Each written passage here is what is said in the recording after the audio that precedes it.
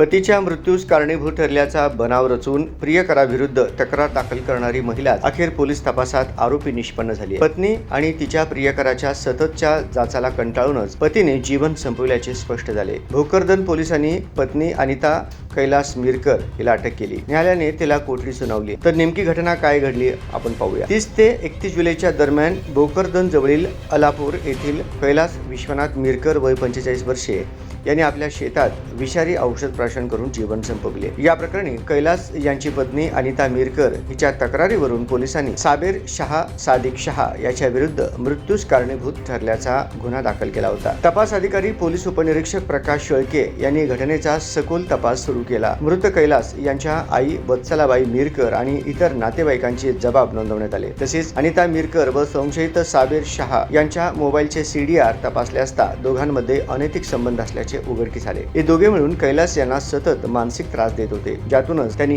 टोकाचे पाऊल उचलले। तपासांती भोकरदन पोलिसांनी 20 ऑगस्ट रोजी फिर्यादी अनिता मिरकर हिलाच सह आरोपी केले। तिला न्यायालयात हजर केले असता न्यायाधीशांनी तिची न्यायालयीन कोठडी रवानगी केली आहे।